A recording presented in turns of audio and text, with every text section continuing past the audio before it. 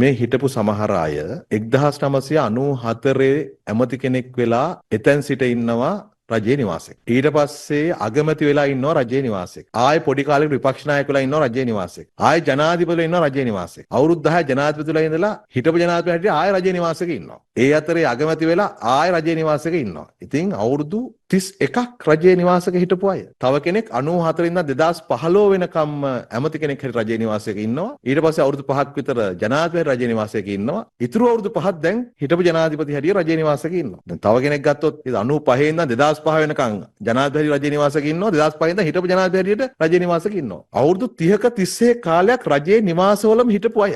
මේවෙන් යන්න බෑ කියලා එක එක ආඩපාලි කියන්නේ එක එක කණිපින්දන් කියන්නේ මේ කට්ටිය. මේ ඔක්කොටම කොළඹ ගෙවල් තියෙනවා. හැබැයි අවුරුදු 30ක් 31ක්. සමහරට මේගොල්ලන්ගේ දරුවෝ ඉපදිලා තියෙන්නේ පාසල් ගිහිල්ලා තියෙන්නේ මුළු ඒ දරුවෝ දැන් කසාද වල දරුවන්ගේ දරුවෝ හම්බෙලා තියෙන ඔක්කොම වෙලා තියෙන රජයේ නිවාසවල. එතකොට මේක ඇබ්බැහියක් වෙලා තියෙන්නේ. අපේ ජනවරමක ලබා දීලා තියෙන්නේ මේ දේශපාලන සංස්කෘතිය වෙනස් කරන්න. ඒ යනුව අපි කටයුතු කළා. පුද්ගලයා කරගත්තේ නැහැ. අපි පොදු නීතියක් සම්මත කරගත්තා.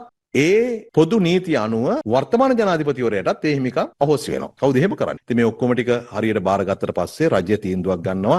ඒ වගේ තිබෙන මූල්‍යමය වටිනාකම වෙළඳපොළ අගය සියල්ලම තම අපිට ඊළඟට මේවා කොහොමද ආර්ථික වශයෙන් ඵලදායක කටයුතු වලට යොදවන්නේ කියලා. විවිධ රාජ්‍ය ආයතන මගින් ඔවුන් දැනටමත් විශාල මිලියන ගාණක් කුලියක් ගෙවමින් ඉන්න ආයතන, මේ රටේ ජනතාවට සේවය කරන ආයතන ඉතිරි කිරීම හැටියට යම් මුදලක් ගෙවලා හරි මේ දීපල වල පාවිච්චි තමයි දෙන්නක ඉල්ලා හිටලක් තියෙනවා. නමුත් අපි ඒ ගැන එම තීන්දුවක් අරගෙන නැහැ තාම. අපි නිවැරදිව මේවා දිහා බලලා වැඩිම අපිට මූල්‍යමය වාසිය රජයට අත්පත් කරගන්න පුළුවන් භාණ්ඩාගාර වාසියක් වෙන තීන්දුවකට යන්න අපි සූදානම්.